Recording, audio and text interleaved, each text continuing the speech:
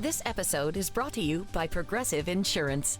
You chose to hit play on this podcast today. Smart choice. Progressive loves to help people make smart choices. That's why they offer a tool called Auto Quote Explorer that allows you to compare your Progressive car insurance quote with rates from other companies. So you save time on the research and can enjoy savings when you choose the best rate for you. Give it a try after this episode at Progressive.com. Progressive Casualty Insurance Company and Affiliates. Not available in all states or situations. Prices vary based on how you buy. You just realized your business needed to hire someone yesterday. How can you find amazing candidates fast? Easy. Just use Indeed. Stop struggling to get your job post seen on other job sites. With Indeed sponsored jobs, your post jumps to the top of the page for your relevant candidates, so you can reach the people you want faster. According to Indeed data, sponsored jobs posted directly on Indeed have 45% more applications than non-sponsored jobs. Don't wait any longer. Speed up your hiring right now with Indeed. And listeners of this show will get a $75 sponsored job credit to get your jobs more visibility at Indeed.com/ARTS.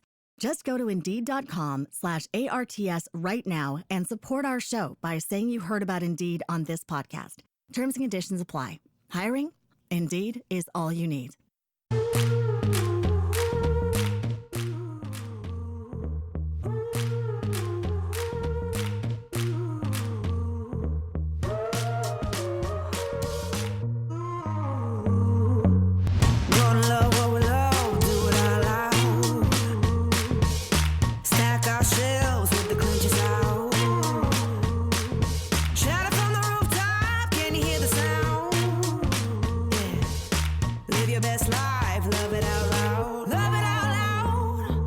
HBs, it's another special episode.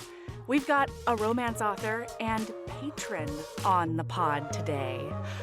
But speaking of Patreon, this week our bonus content is going to be a quickie on my favorite book in the Games We Play in Granville series by DJ Jameson.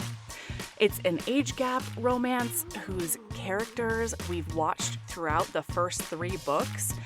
And their HEA not only has a bonkers premise, but it feels really satisfying because of the time that you've spent with them in the first 3 books. That's this Friday on our Patreon and Apple Podcasts subscription. We're so thankful to all the people who are able to support us directly, and our Patreon community is a huge portion of that. So I want to welcome and say a huge thank you to Hope B, Rachel B, Alyssa K, Emily A, Maya P, and YM. Today we've got a special guest. Author and superstar patron Jaime P. Bradley is here to recap the movie Muriel's Wedding. This movie is a dark comedy, so we'll be talking about some super heavy issues in a light but careful way. But if you're not in a place to hear about cancer diagnosis and treatment or suicide of a parent, please feel free to skip this, and we will welcome you with open arms next week. All right, here we go.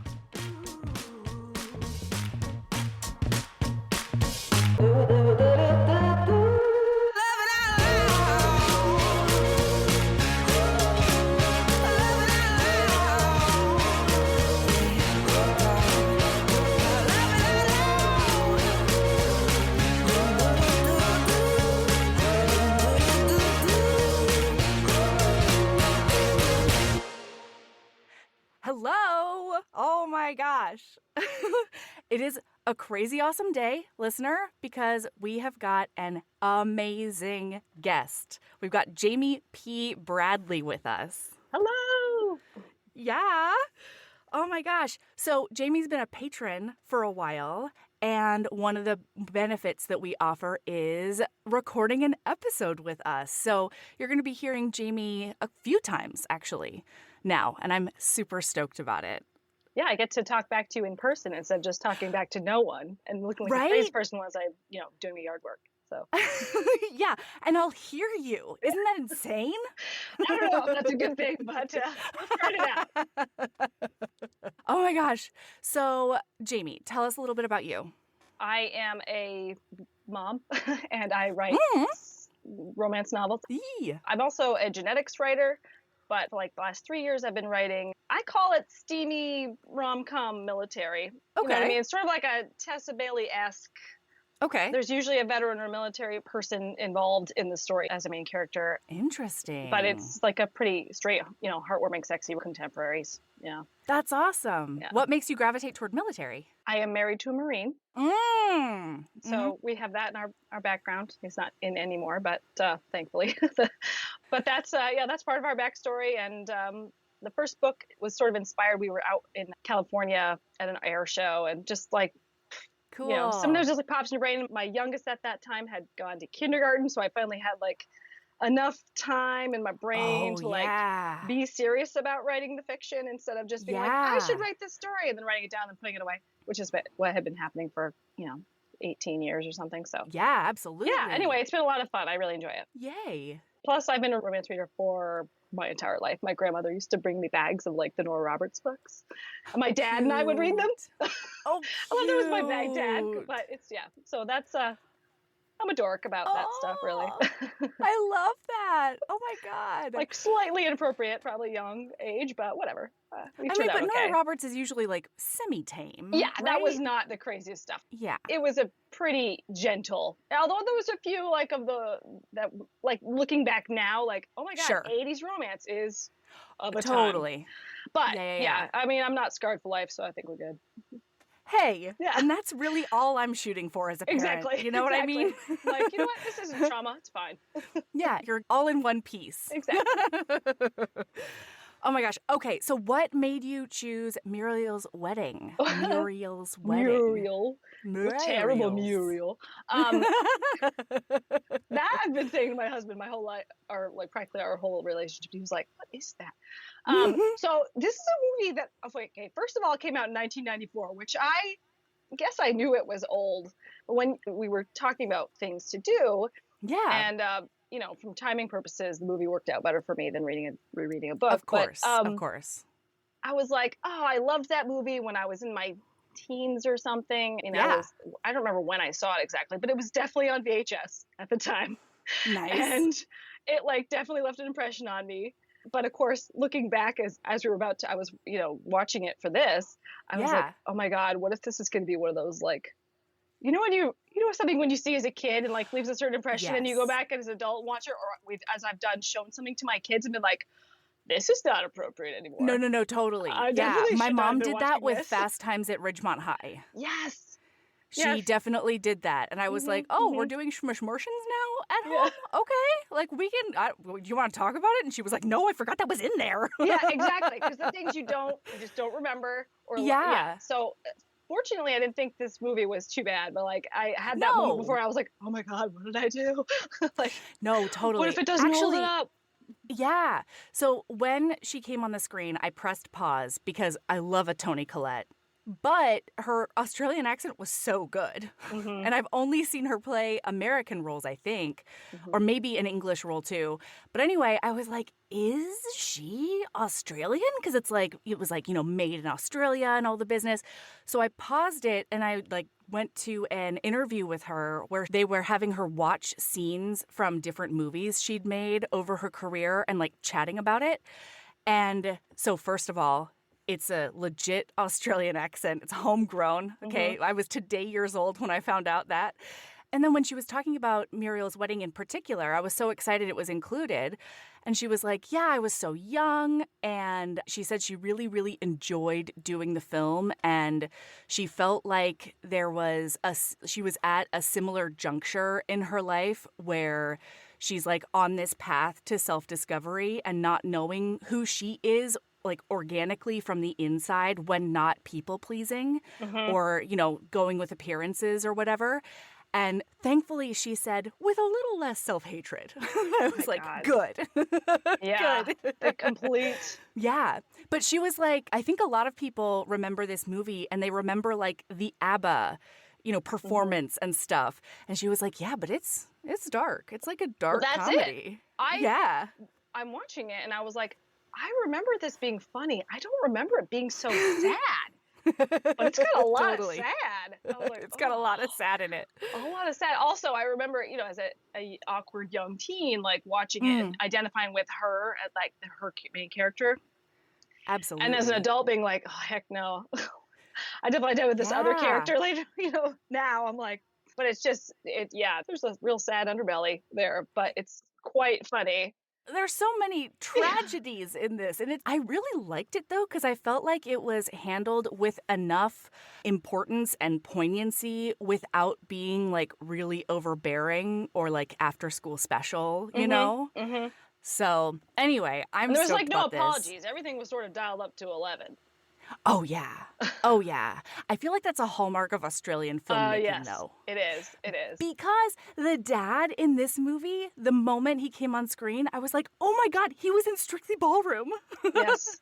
One of my favorite movies of all time.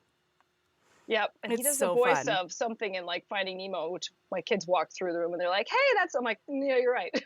Oh my God, the dentist or whatever from Finding Nemo. Yeah. That same guy. My gosh. Mm-hmm. Yeah, that just connected some things in my brain that I didn't know were there. And yeah, that's true.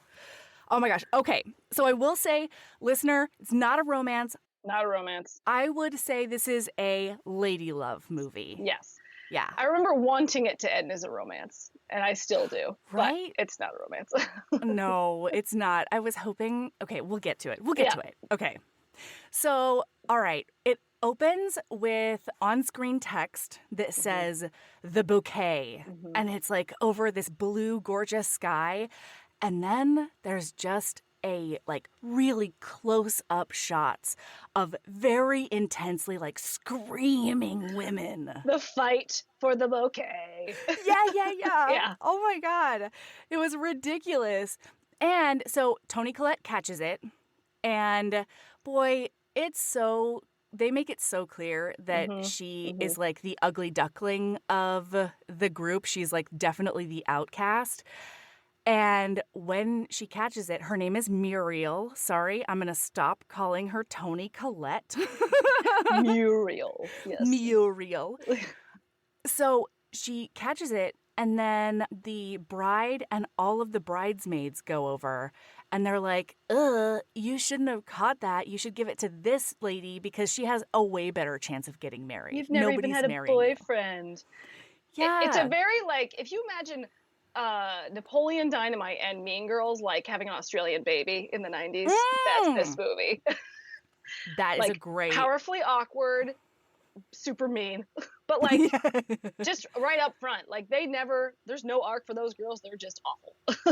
Yeah. They're just awful, and sometimes that's how life works. Oh, yeah. You know? Oh, yeah.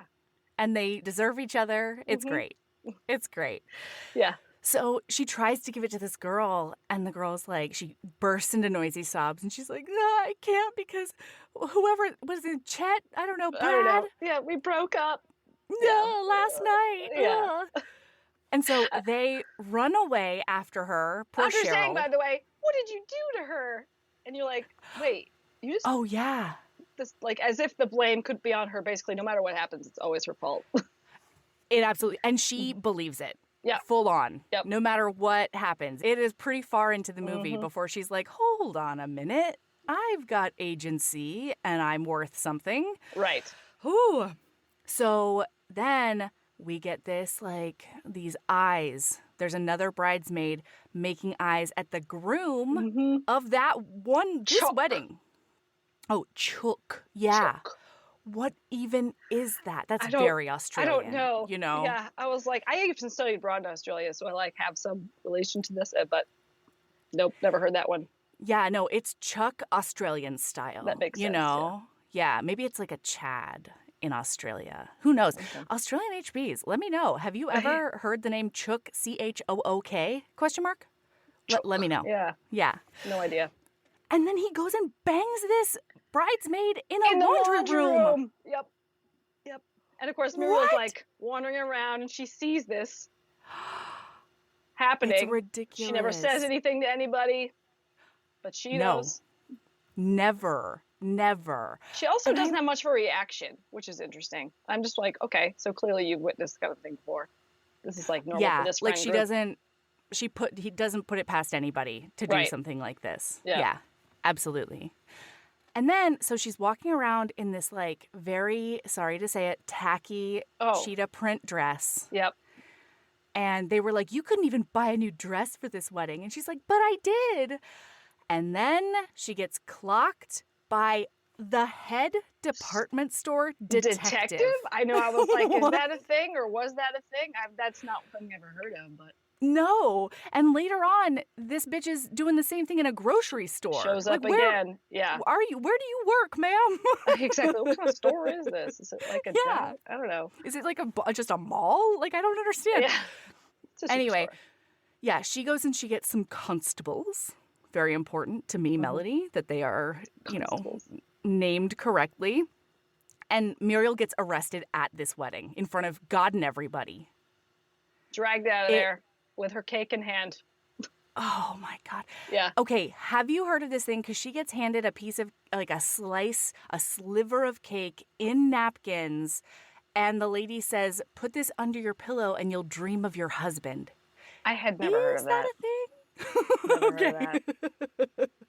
Me neither. Although it does set up the messy. entire movie how the wedding, apparently the marriage is the most important thing to make her feel like she's, a success. Or success.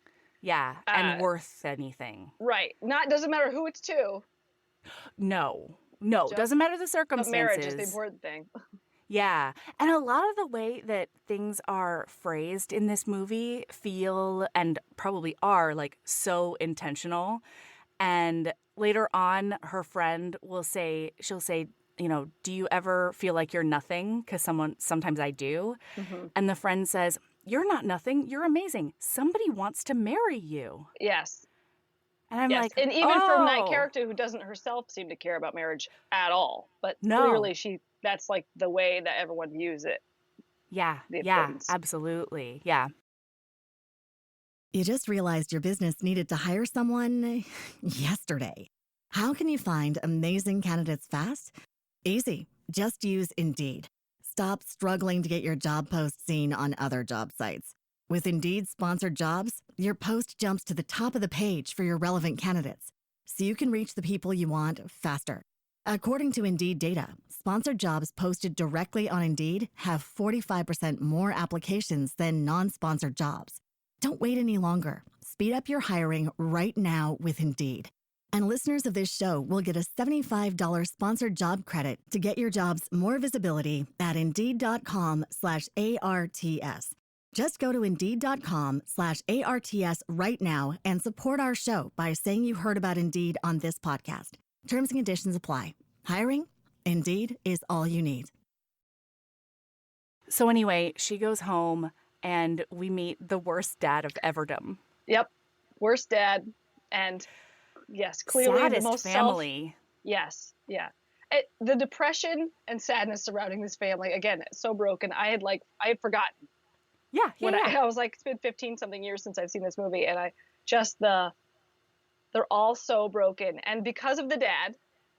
Yes. And yet it's like the cycle where he's awful. He's made them sort of subpar humans. And then they feed his like abuse essentially because they're subpar human. You know what I mean? So it's like, oh, absolutely. And they believe or it, they take it out on each other instead of joining together sticking to be together. Like, no. Yeah. The mom in particular is a sad situation. The mom is so downtrodden. Yeah. She's like the glazed look in her eyes. Like, yeah, she looks like she's constantly medicated. And a lot of times like they'll be like, oh, go make dad tea. And she'll be like looking off into the distance and then be like, what? Oh, what? And then they'll say, go make dad tea. And she's like, oh, yeah. And she always seems like perfectly happy to do whatever she is told to do, needs to do, whatever. But there is just an emptiness behind her eyes that is really noticeable. Like it was done really well. Oh, absolutely. I thought. Absolutely. Yeah. And the dad, he's on the phone with, I don't know, political something something. He's a councilman, Yeah. I guess. When Yeah, they show up town at the police, councilman. so then he like encourages the police officers to come in and have a beer and like, oh, I know your dad, and this whole like, I'm gonna get this to go away because it's Uh-huh. best for me. Even and Uh-huh. it's probably good for Muriel too, except that really this is about me. That's like everything's Yeah. about him all the time. Yeah, it's about his image for sure. Like, he can't have a daughter who's stealing dresses out of department stores. Right. He's a town councilman. Mm-hmm. And so Muriel, okay, I loved this so much. I wasn't the kid who did this, but I had a friend who this is who she was. She would like go into her room and she had one song and it was, I don't even remember what it was, but it was definitely like a I'll get there someday kind of song. Mm-hmm. And then she would just sit there and listen to it over and over. But in this case, it's ABBA. It's Dancing It's such a fun soundtrack. Queen. Yeah. Yeah. Yeah. And oh man, this was wild to me because I don't know, it was such an interesting choice because it's so boppy, it's so lighthearted, it's like just so fun. Right. And watching someone just like glaze over while listening to it in her room covered in either ABBA or Bride pictures that are like cut Right. out of magazines. Just like that's her soul has died, kind of like sadness. No, truly. Yeah. The juxtaposition, I was like, oh my God, you have to be like real sad to Mhm. act like this while Dancing Queen is playing. You know what I Right. mean? With her pink stereo. Cool. Oh my God. Yeah. So it ends up being like fine. The guys go off with a case of beer. Yeah. Also, I had to check like 3 times to make sure about this town name. The town name Porpoise is the most Spit. Yeah. is the most brilliant thing I've ever heard. Yeah. Porpoise Spit. And that's like, I feel like that's a hallmark of the movie. Like, it's campy, Yep. but Yep. in a way that like doesn't undercut anything else. Right, because I mean, again, that's where that whole it's dialed up to 11. Because like the Gold Coast of Australia has a feel very much like that, except Sure. they've really boosted the like the clothes and the hair and the like tackiness, as you said, Yeah. to a level that is a little more than probably natural, but it's not. It checks out, like kind of, especially in the 90s. So Nice. Yeah. Yeah. Oh, and you mentioned it earlier, but when Muriel walks in with these constables, her sister Joni. this is like her whole line, and like every line of this movie. You're Yeah. terrible, Muriel. Yeah. And she's got like this smirk on her face that's she like, smokes, chain smokes. Oh my God. The smoke. everyone in this chain movie. smokes in this movie. Yeah, I was like, oh God, everyone's smoking. Yeah. Man, I was like, not only is it depressing in there, it smells like smoke constantly. It smells like stale smoke. Everywhere. And like hot stale smoke. You know what I mean? Mhm. Like, ugh, oh, it's miserable. Wow. But anyway, yeah, that's her whole deal. And it's very like, when you're in trouble, that means I'm not. Yeah, It's kind of great. it is fun. Okay, so now we transition to a Chinese restaurant Hmm. This is a lot. because the dad is doing corruption. Yeah, he's doing bribery or something. Sure. Yeah. Taking bribes. I don't know. He's trying to get some development built somewhere. Yeah, he's sitting there wooing some Japanese developers, Mhm. and there are some like weird Asian references / at one point he says like, oh, these are my Chinese, no, Japanese friends or whatever. Yep. You know what I mean? Yep. And then another lady says, do you want to tell them what Deidre says? Oh, wait. She comes Deirdre up with is DJ Chambers. DD Chambers, that one? Or I don't know. I thought it was Deirdre or something like that. Deirdre? Anyway. Maybe it is Deirdre. Yeah. So she is a makeup salesperson. She's Oh, like the- a Mary yeah. Kay lady. Oh, yeah. Mm. And she looks at these poor Japanese men just minding their own business, dead in Yep. their beautiful faces. Yep. And she says, your wife probably knows a lot about makeup because I bet she's a geisha. Yeah. Mm. And like, So- thankfully, he like does a spit take. You Yep. know, like it's very obvious that what she said was fucked up. Yep. Well, actually, I noticed with every single racist related comment in this Yeah. movie was made by a shitty character in a way that made them look shittier. Like it was very purposeful. It wasn't like, Yeah. hey, we're just throwing out some like, yeah, because it's a real white movie. Boy, yeah, it's white for Right. sure. Yeah. But it is always made by some character and makes them look worse. Yeah, Like yeah, very true to their terribleness. absolutely. And that was one of them. But yeah, this sort of spit, or like when they're sitting there and he starts berating everyone at the table, all his kids, saying, "You're useless. I sent you to do this and you can't do it." And in front of your business associates, I'm like, what is this doing for you, honestly, besides making you look like a total jackass? Yeah, like like you're just mean. Mean. And it doesn't make you look better. No. Like, To be like, if in every single way, this reflects poorly on you, sir. Yeah. I don't know. Yeah, so they're sitting there and he is telling them, and it's apropos of nothing. Like there's nothing is related to it. He just says, "Oh yeah, Muriel over there can't get a job. She's been on the dole," he says. Oh, that's right. Yeah, because he's talking about how the associate had been like a millionaire at like 8, really young. He like made his millions or something. And he's like, "You can't even hold a job. I sent you to stereo school and you can't even type." And then they get into it, and it's unpleasant. Yeah, he calls them useless no-hopers. Yeah. Yep. And he didn't get elected to something because of his family. That's the implication here. Yeah. And the mom is just like so sad, and she's trying to totally be like, zoned out and making the best of it. She's like, "Oh, you have a job offer. That's great." And then as soon as the dad like comes in negatively, she's like, "Oh no, my time of speaking is done. I was wrong." Right. Woof. Yep. Woof. So anyway, now Deirdre comes over and she's like, this is the makeup consultant. And the outfit on this woman. Tell them everything. It's that huge my God. 80s like floral shoulder pad. Oh yeah. Blazery Boxy dress thing. Oh my gosh, with the hair that's like 7 gallons of hairspray. It's a look. Yeah. No, she's also of a time. Oh yeah. And every time she shows up for the whole movie, she'll say like, "Oh, what a coincidence!" Like, when look, really she's there on purpose because the dad is having an affair with her. We find out later. Yes. And this was so fucked because the mom is genuinely like, "Oh, Deirdre, like you look so pretty," and like she says really nice things to her. And Deirdre just ignores her completely and then switches over and like says something mean about the mom or like says something like undercutting about the mom. It's one of those things that's like sort of nice or neutral on the face of it, but underneath it's really gross. Knowing the relationship that she has with her husband. Yeah. Yeah. And then she offers Muriel a job as a beauty consultant, like essentially a Mary Kay or Avon lady. Right. Yeah.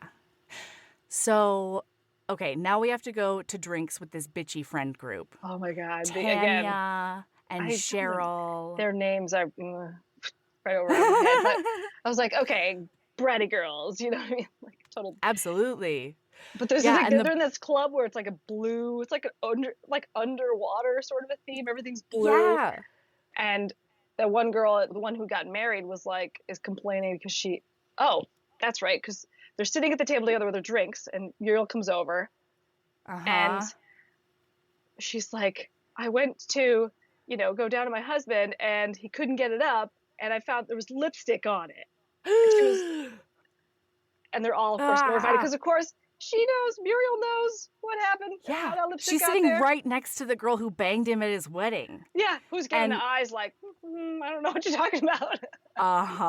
And I kind of love this. Toni Collette is so brilliant because the face acting during this scene from Toni Collette is fantastic. There's some great face acting in this movie from several people. Like, obviously, hers is amazing, but like, there's a few people at times I was like, wow, there's so much said with those eyes.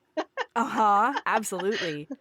Yeah, so she's like, it's with this very specific woman who comes up one more time in the movie at the very end. Didn't really mean much, but I thought it was hilarious. Yes. And then they decide that they should tell her now because they're like, you'll feel better if you come on this vacation with us to Hibiscus Island. And Toni Collette is like, vacation? And they're like, oh, yeah, we would have invited you, but we thought you couldn't afford it because you don't have a job. Like, that's not the reason you're not inviting her. No. Come on. No. And they're like, proceed to kick her out of the friend group. Yeah. for being essentially having bad hair and having, being too fat and all the things that they can possibly think of that are nasty. But they do want her to finish her drink before they tell her. So there's the one girl going, let her finish her orgasm. Yeah. Like, okay. And so it's a beat. Slurping it. Yeah, there's a beat where she's like, wait, let her finish her orgasm. And then we're still on those people until the camera switches and you're like, oh, that's the name of the drink. Like it was funny and confusing. It was ridiculous. Is not afraid of awkward pauses. No. No. That's where it shines. That's where it lives. Yep.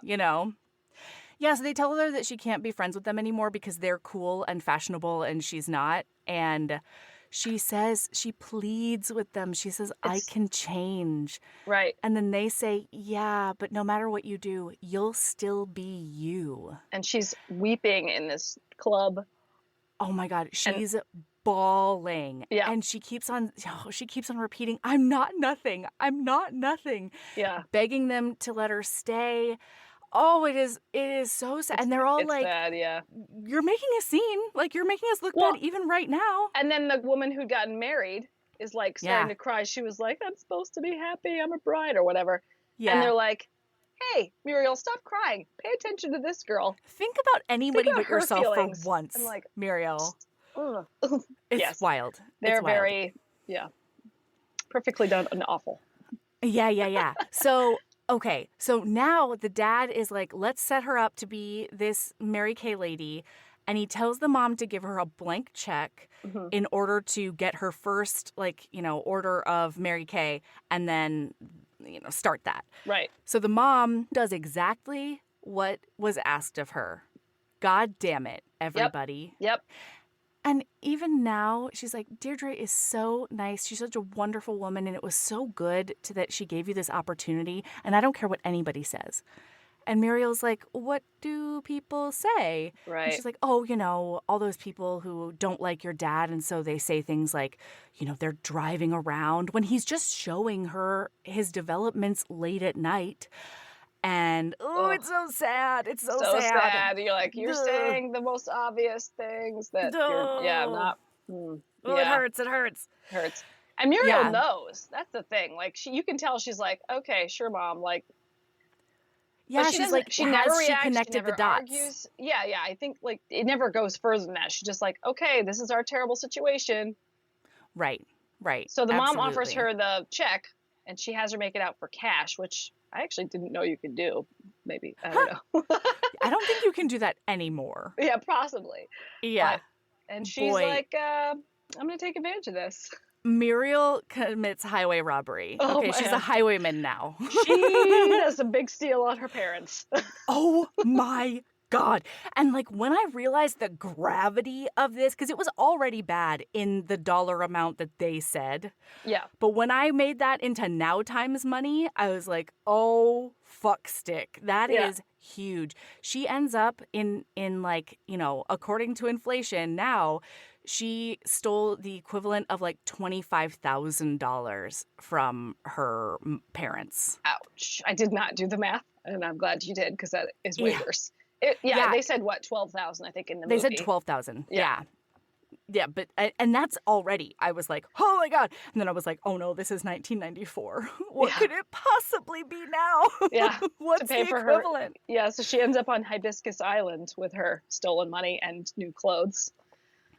Yeah, she wants to go on this trip with these ladies because she still wants them to approve of her. Muriel, unshackle yourself. Oh, it's so sad. You just realized your business needed to hire someone yesterday. How can you find amazing candidates fast? Easy. Just use Indeed. Stop struggling to get your job post seen on other job sites.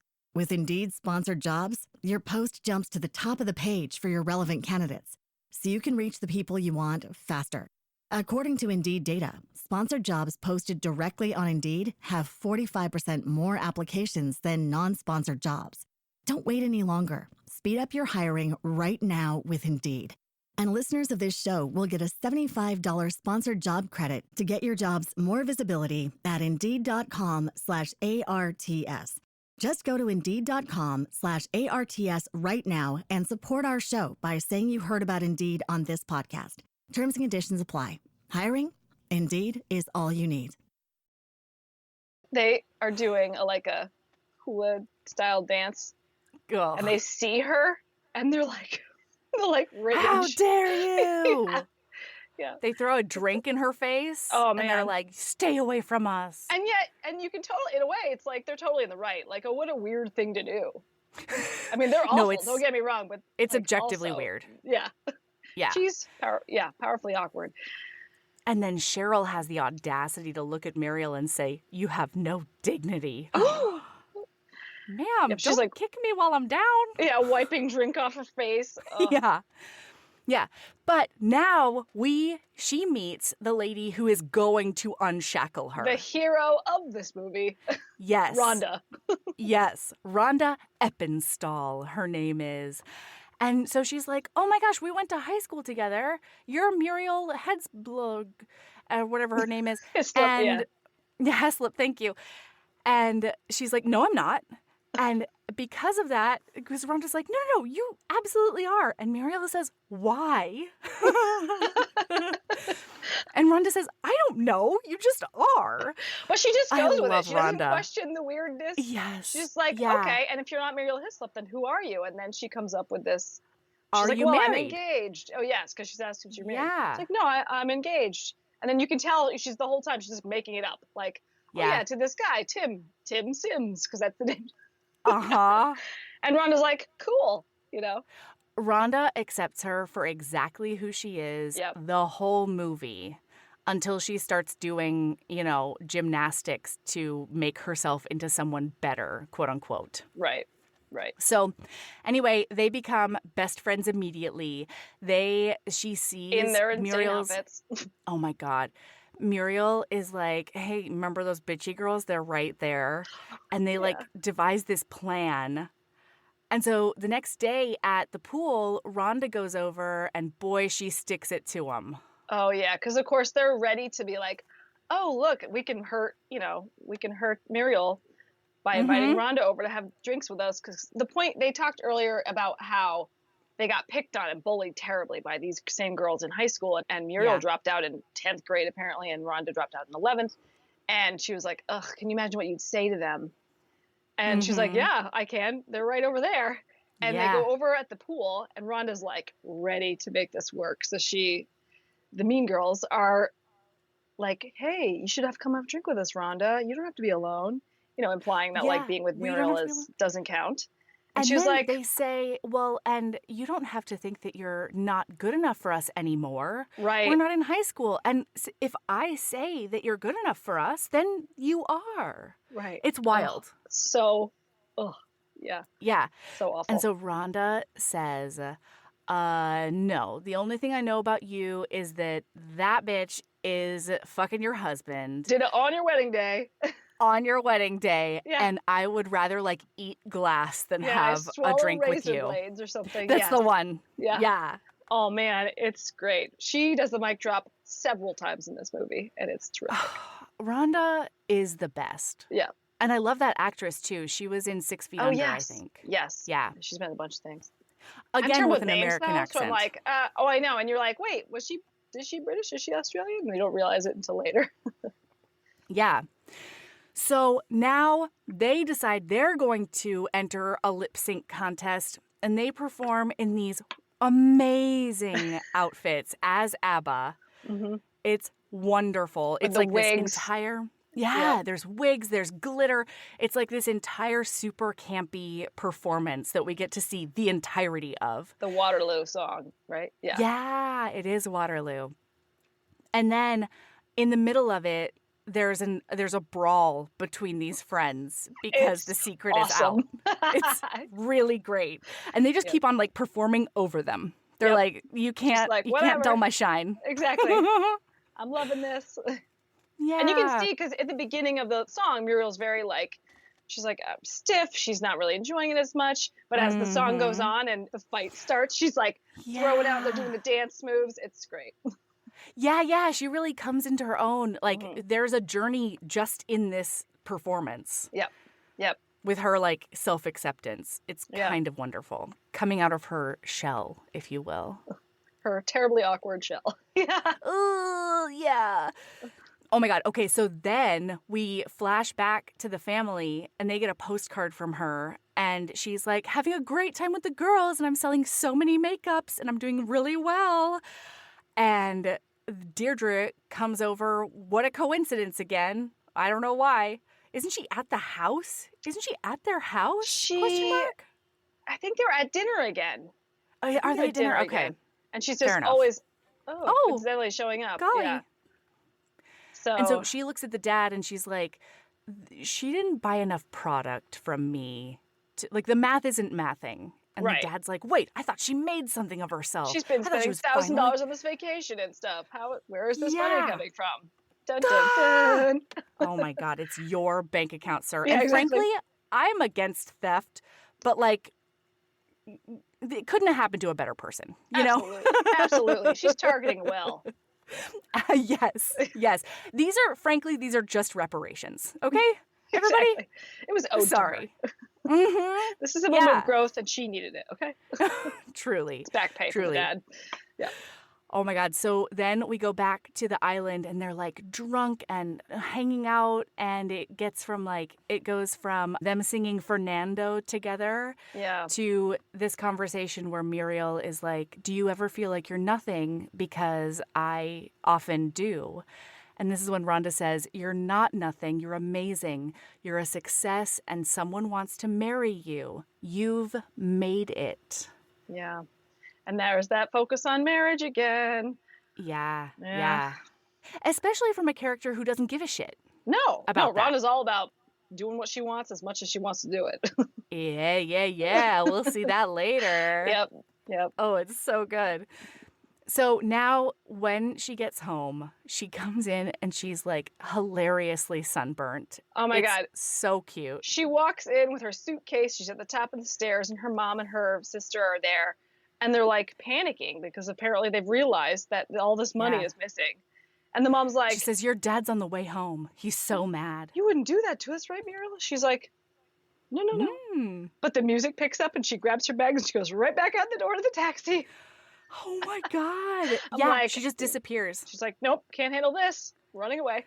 I've got just enough money left over to get me to Sydney. Yep. Is what she says. Yeah. And oh my God, Joni's like, you're terrible, Muriel. Even then.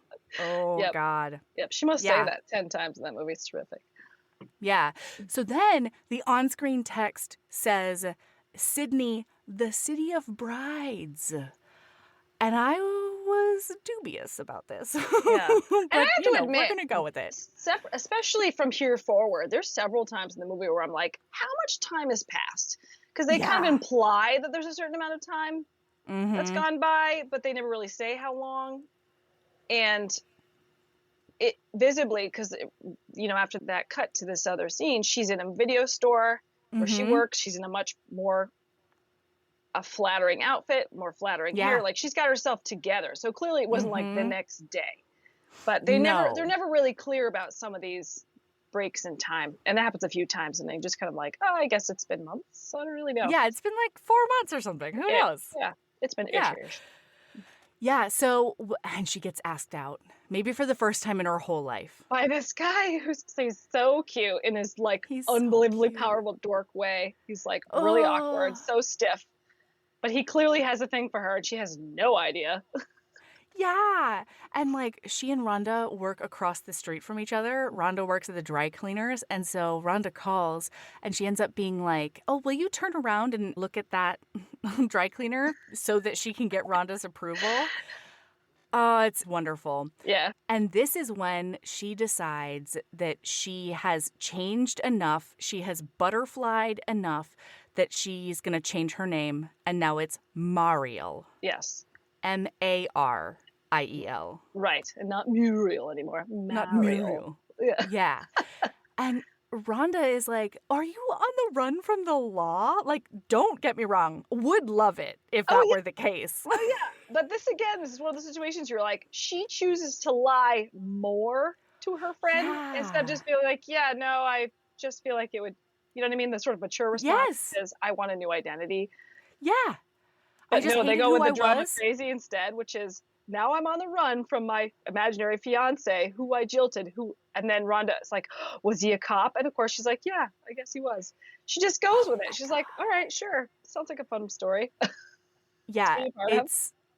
it's wild. And you're right. It's one of those moments where she chooses the lie, like The it's more interesting pathological. lie rather than Yeah. like, oh yeah, I'm just sort of sad on the inside. You know what I mean? Like whatever it is. Yeah. But Well, and because remember, Rhonda's also from Porpoise Spit, yeah. and she hates it just as much. There's going to be a moment where Rhonda says, like, promise me we'll never go back there. Mhm. Promise me we're always going to be people who do not live there, right? Right. And, like, as best friends. And so it would make total sense to Rhonda to be like, no, I was Muriel in that horrible hellscape. Now I'm Mariel because we're here, you Right. know? Right. No, she's But on she the run doesn't- from her abusive cop ex-fiance. Cool, Right. cool. Yeah. Totally imagined, but works. Okay. Mm-hmm. And it allows her to be sort of obsessed with weddings still, which is important. So Yeah. So, okay, they're clubbing now. It's clubbing times. clubbing time. By the way, again, this is probably the scene in the movie that I remembered most from it as a kid because it is hilarious. So And racy. crazy. So yeah. Oh my gosh. As a teen, I was like, oh my gosh, what's happening? Uh-huh. So they're Yeah, so sitting at a she's table with Mhm. awkward Bryce. And he's like Yeah. in flannel shirt, like striped t-shirt, and she's in her black like pleather. I don't know. Loud Mhm. club. And then Rhonda's dancing with two jacked sailors. Two Marines. Yeah. No, yeah, sailors. Yeah. Oh boy. And then she comes over and she's like, I'm taking them home. They're American. Yeah. And she goes home with these two sailors. And I was all about it. Absolutely. Rhonda. Go Rhonda. And Yeah. so she's like, Muriel's like, Yeah. let's dance. And he's like, ugh, I'm not a dancer. And he's terrible. basically a robot on the dance floor. And it is very funny. It's really cute. Because And again, she especially doesn't since- care. She's like, No. there's no judgment You from think her. She's just I'm a on good with dancer? anybody. Yeah. Because that's the thing. She never Yeah. turns into a snob in that No. way. No. She's just Never. like, okay, let's do this now because Rhonda wants to. And so we're at the club because Rhonda wants to be and Rhonda knows what Yeah. to do. So, And she tells him, Rhonda changed my whole life. mm-hmm. Yeah. So then they go back to the flat. Okay. To the flat. And there is some wonderful noises coming out of Rhonda's room to the point that, like, it's gymnastic Yeah. and it's Yeah. a lot of giggling, which I loved. Yep. And And a lot of it's banging, and you're like, fantastic. are they having sex? Or is there like an animal in there they're like trying Right. to chase around or something? Yeah. Are they wrestling an oiled pig? Yeah, exactly. Like, really? And Bryce's face, he's like petrified I because he do? really wants to be with her, but he is also it's also super awkward to be listening to these three people have sex in the other room. Well, especially since the men who are involved are like the antithesis to him. Oh yeah. You know? Yeah. You just realized your business needed to hire someone yesterday. How can you find amazing candidates fast? Easy. Just use Indeed. Stop struggling to get your job post seen on other job sites. With Indeed sponsored jobs, your post jumps to the top of the page for your relevant candidates, so you can reach the people you want faster. According to Indeed data, sponsored jobs posted directly on Indeed have 45% more applications than non-sponsored jobs. Don't wait any longer. Speed up your hiring right now with Indeed. And listeners of this show will get a $75 sponsored job credit to get your jobs more visibility at Indeed.com/ARTS. Just go to Indeed.com/ARTS right now and support our show by saying you heard about Indeed on this podcast. Terms and conditions apply. Hiring? Indeed is all you need. So anyway, she makes him the most hilarious cup of tea because really, we're just sitting there in their awkward while she makes the whole cup of tea. Yep. She puts listening. out the jam cookies and she makes the cup of tea and they're hearing all the sex in the background. Like it's just right there. Oh my God. Yeah, we're in it. In this apartment where there's basically a TV and a beanbag chair, apparently. Oh, and a bird cage. Mhm. And That's a like bird all- cage. What is that about, movie makers? So, this is where Yeah. yeah. So they end up sit on the sitting down. beanbag chair. And she's flicking through the channels, and it comes up to a plea from her dad On being the like, my news. daughter is missing. Yep. We love you, Muriel. We don't care about the money. We just want to know you're safe. And she's like, fumbling with the Frantically. remote, being like, Yeah. move it. And then when she changes the channel, it goes to Skinamax. Okay? With It's Skinamax times now. With the pieces of bodies that you're seeing doing something maybe. And the Vaseline on the lens, Yep. Oh, it's great. Yep. And Bryce needs no more. Encouragement at all. Nope. No. So he tosses his cup of tea and he's all over her. And she is just giggling He pounces on her and because she's really she goes from giggling though to laughing maniacally and screaming, being like, squealing. Yeah. And I don't blame her because at one point he just pushes her shirt up and then motorboats her real good. His Fantastic. he's so excited about it. He clearly hasn't had a lot of handouts experience and Oh, he's been it's thinking so about it for good. a while. Yeah. Yep. He's been looking at those titties all night. All night. So he's trying to get into her shirt and he's loving her front end and they're kissing. But she's laughing. But then he's she's got a bunch of zippers on her pants. Mm-hmm. And so he's working really hard and moving fast to try to get in there. And he inadvertently unzips the beanbag chair, trying to get her pants off. So they're those little tiny styrofoam balls everywhere. Yeah. And when he tries to pull her pants, there's no give there. Right. So he pulls and pulls and pulls. And it's Three Stooges times now. Oh, yeah. Because he pulls and pulls and pulls until he flies backward into the birdcage. Birdcage hits the window, shatters it, and was there a bird in there? It's unclear. I don't tried recall to see seeing it a couple of times, and you never see a bird fly away. So Yeah, I'm gonna birdcage. Right. No, it was just a stylistic choice. I think. So of course, no birds were harmed in the making of this movie. So she's laughing maniacally, as you said, and the smash of glass. So what happens? Two naked sailors run out to see what's going on. She sees a full frontal and she screams even more. Her face when she's looking at the crotch, because the one guy squats down and be like, "Are you okay?" Yeah. And she's she cannot look away. She is just dying with this crazy laughter. Yeah. So they're what did you hilarious. do to her? And he's nothing. And also nothing she didn't want. Yeah. So they go after him. But then the moment's diffused because Rhonda ends up walking in and joking with them. But then she ends up going into the corner and then sliding down the wall and sitting down. And she says, I can't move my legs. Right. All of a sudden. Right. So that the meter of this moment has changed dramatically. Yeah. Because she's still laughing and then realizing that Rhonda's serious. She's not, this is really happening. And then, then they cut to the hospital. Wow, it's hospital times now. Yeah. Hospital times. And while she's waiting for tests to be done or whatever, she calls home. Mm-hmm. And they're like, what's going on? Everybody's worried. And she's basically I'm safe, but I'm not telling you anything more. And hangs up. I'm not coming home. Yeah. I'm not coming home. No. And now trigger warning for cancer because we find out that Rhonda has a tumor on her spine. And that is why she all of a sudden couldn't walk. She was her legs weren't moving and she had no feeling. And so they say that they want to do surgery tomorrow. And it's so crazy. Yep. It was really cute though, because I don't know, even this was mildly funny because they hear tumor and they're like, oh, okay, yeah. And you can just, cut it out and I'll be fine and I'll walk. Right. And he's like, yeah. And he's like, yeah, with cancer like this. And they're like, I'm sorry, cancer? What? Right. And she's like, what do you mean?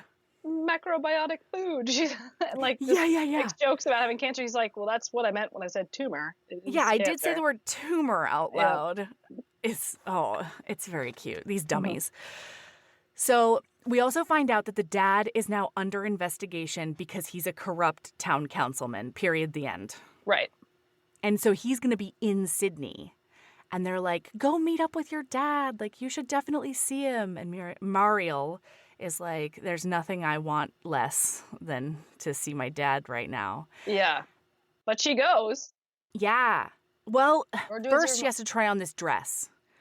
I don't remember what the Right. impetus is. I think she's just like sad and walking Yeah, I think she's because sad Rhonda has walking. cancer. Yeah, and sees the wedding shop, and she's like wanders in. And again, many times in this movie, she doesn't outwardly lie. Like she doesn't start the conversation as a lie, Right. but she lets it go. And that's kind of what happens here too, where the woman's like, oh, when's your wedding? And so instead of saying, I'm not getting married, she says September or whatever. Uh-huh. And then puts on a dress. And then I had to remember that this movie is Australian because they said, oh, spring. Spring, And I was yeah. like, pardon me? Yeah. It's fine. I'm an uncultured swine. So they do this whole thing, and then she tells them that, like, her mom is in the hospital and so can't come to this dress fitting. And as a result, they take Polaroid pictures of her Right. in the dress. And she starts making a photo album that says, like, our wedding. And she just puts different, like, portraits of her It in takes the dresses crazy in there. up a level. Yeah, this obsession. Yeah, and this becomes a theme for a while. Yeah, and it becomes like a binge kind of situation. Right. It's sort of like, not retail therapy. Yeah, it's like her coping by looking at herself this way. Mhm. Because, of course, then we go and see Rhonda after surgery trying to do physical Yeah. therapy to walk, Yeah. and it's not Yeah. easy. And then Rhonda looks at her. Rhonda- They rely on each other, and Yeah. says, please, just promise me I'll never have to, or we'll never go back to Yeah. put the spit.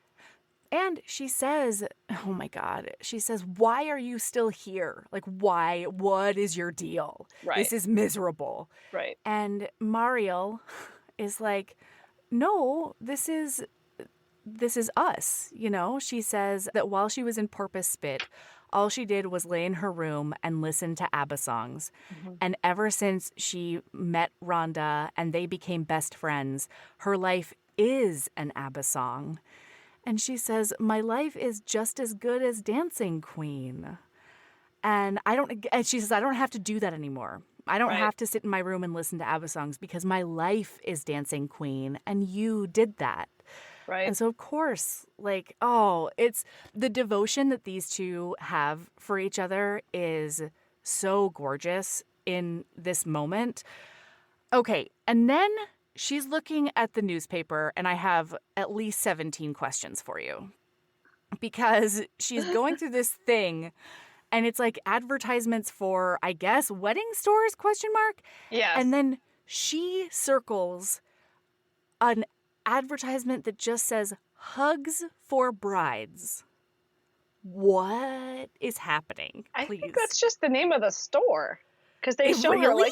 I think they just, that's a terrible name, but like going through Hugs like for brides. every bridal shop in Sydney to go try on Sure. dresses. And again, like lean into this lie that she is telling herself. So it's Toys R Us bridal style. Apparently. Hugs for brides is the name of And the the lie, store. and this is the crazy part too.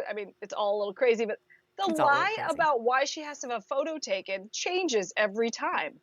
It's Yeah. not like, oh, my mom has cancer. Oh, my friend has cancer. Oh, or whatever. It was like, oh, I think that at one point Her it's like, sister's in a coma. her sister's in a coma, and you're like, why does it change? Mm-hmm. Yeah. That unbelievable, focus on like that being the escape. I don't know.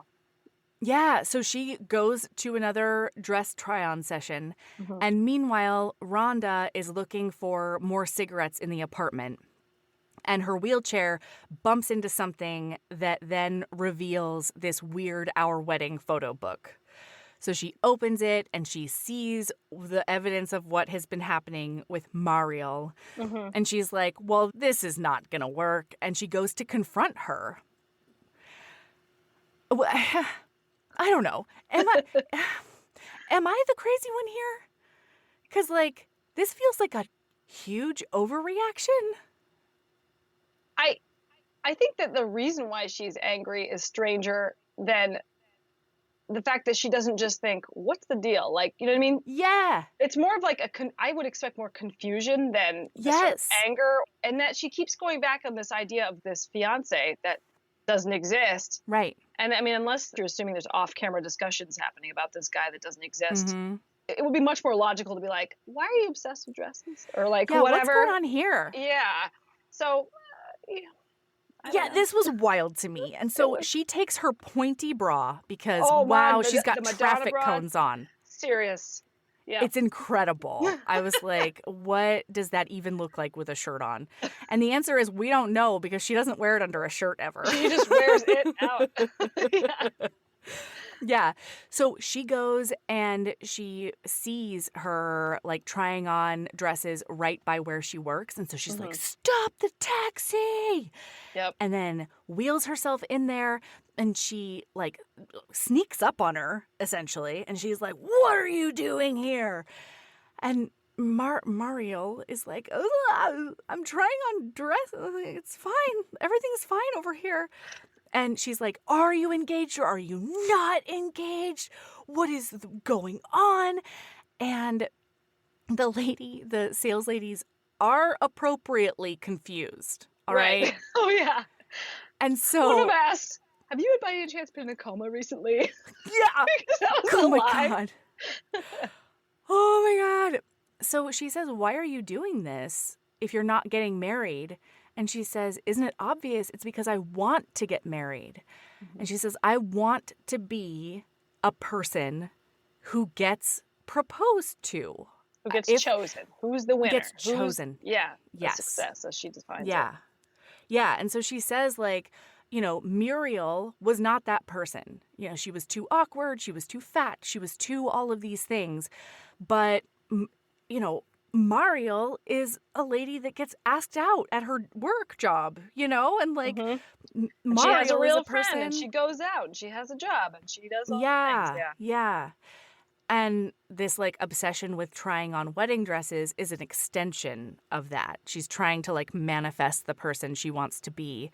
Right. And then she starts like crying. Oh man, and it's ugly crying in there. It's so sad. I mean, it is like so sad. And she like falls to the floor with this dress on, and these women are like, oh, it's so awkward. Yeah. So, cut scene, her dad calls her and he's like, I'm going to meet up with my solicitors at a restaurant and you have to be there. Mm-hmm. She's like, okay, fine. He's found me. I have to go see him. And while she's there, Deirdre shows up in Sydney and is like, what a coincidence. What? Y'all, the jig is up, okay? Right. No Come coincidence on. anymore. Yeah. Yeah. And so he basically tells her, like, well, first he has to humiliate her in front of all the lawyers. Oh, man. And the way these guys turn, like, oh, God, they're like the cringe on their faces. Yeah. Because they're like, hey, Bill, we really ought to hurry up and do something else. He's like, no, I got to berate my daughter in front of all you first. Yeah, and this is not our business. Deadline. Yeah. Or I'm not quite clear on why she had to go home in 3 weeks, but that was like the deadline he when gave her. He goes home, he says that my legal bullshit is going to be done in 3 weeks. And when I go home, you're coming with me. Right.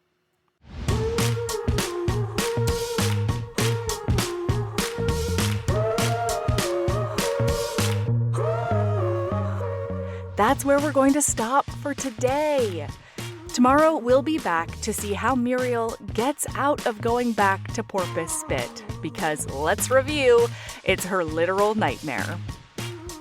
Heaving Bosoms is produced by us, Melody Carlisle and Sabrina Bradley. Editing is done by me, Melody Carlisle. Our theme music is by the incredible singer-songwriter Brittany Fonts, and our art is by the ultra-talented author Kate Pryor. If you like our show, remember to follow us on your favorite podcast app, rate us 5 stars, and leave a review. That one small action is a huge way to help the show. If you want to get in touch with us for advertising inquiries or anything else, you can email us at heavingbosomspodcast@gmail.com.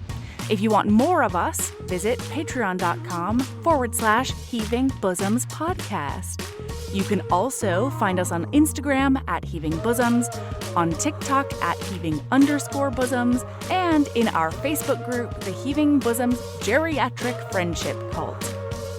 See you tomorrow.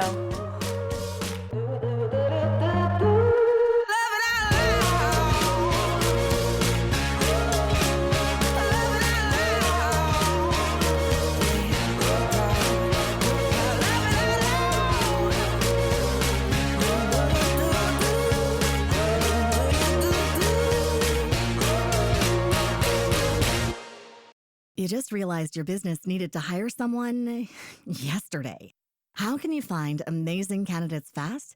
Easy. Just use Indeed. Stop struggling to get your job post seen on other job sites. With Indeed sponsored jobs, your post jumps to the top of the page for your relevant candidates, so you can reach the people you want faster.